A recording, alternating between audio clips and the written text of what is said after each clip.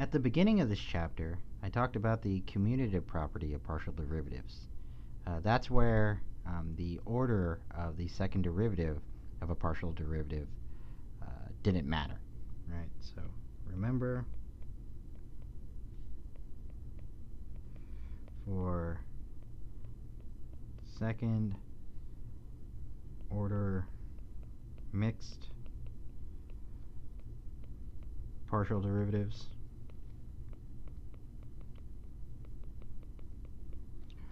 order of derivatives does not matter.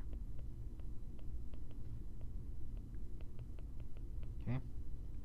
Alright, and so just to remind y'all about it, if we took the partial derivative of x with respect to y at constant z, and then took the derivative of that with respect to z at constant y, that's the same as saying we took the partial derivative of x with respect to z at constant y, and then took the partial derivative of that with respect to y at constant z. All right, that's just mathematically a property of partial derivatives.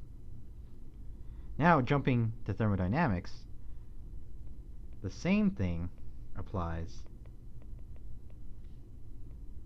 to the variables in our fundamental equations.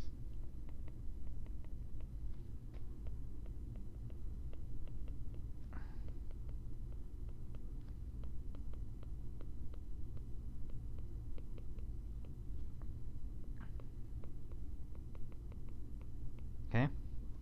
And so, if we just take the fundamental equation of the internal energy, du is equal to TdS minus PdV,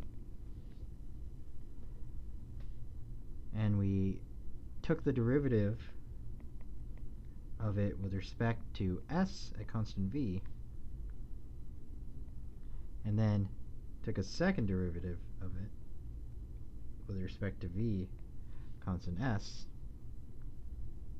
that's equal to taking the derivative of u with respect to V constant S, and then taking the derivative of that with respect to S at constant V.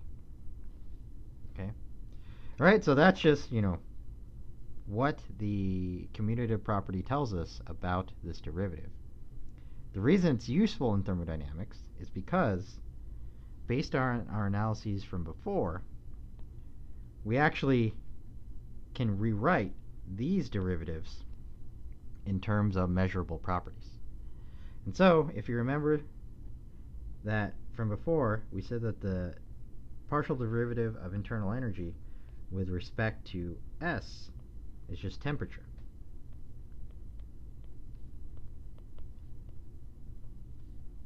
And the partial derivative of u with respect to V is just negative pressure.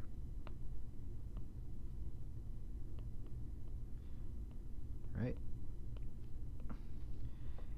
And so what we have here, by using this commutative property, what we could say now is that the partial derivative of temperature with respect to volume at constant entropy is equal to the negative of the partial derivative of pressure with respect to entropy at constant volume.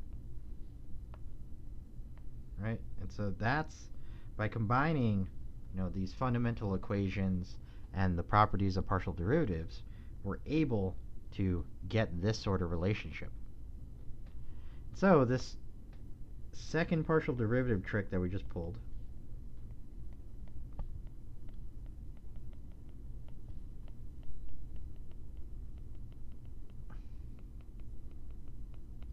this is known as a Maxwell relation.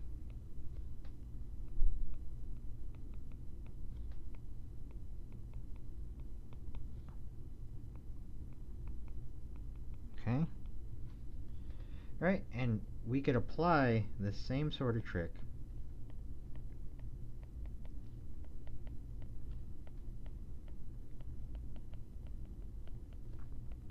to other fundamental equations.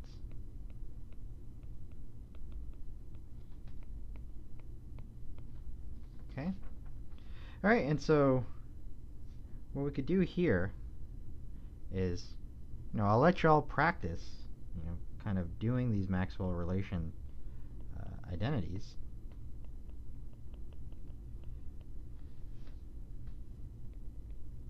But for now, I'll just list what they are for each of the fundamental variables. So from the internal energy fundamental equation, if we work out the Maxwell relations, what we get is that dt dv, constant s, is equal to negative dp, the negative outside, negative dp ds at constant v. That's the one I just showed you. If we did this with the enthalpy fundamental relation, what we get is dt dp constant s is equal to dv ds constant p. For Helmholtz, it's minus s dt minus p dv. What we get is, I'll write out the negative signs here, ds dv constant t is equal to negative dp dt constant v, and of course these negative signs will cancel. And for Gibbs, we get dg is equal to v dp minus s dt, and that's equal to negative ds dp constant t, which is equal to dv dt constant p. Okay? Alright, and so this is actually what we were looking for earlier, right? And so from the Maxwell relation, or for expansion of gas, what we could do is we could, in that equation we had all the way at the beginning, what we could do is we could relate or replace ds dp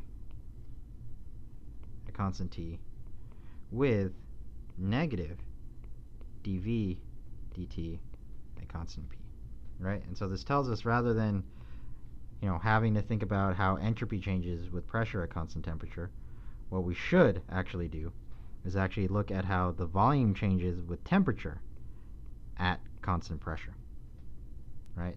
So that's actually the data that we need to collect. See how volume changes with temperature at constant pressure. That's a measurable. That's something we can measure.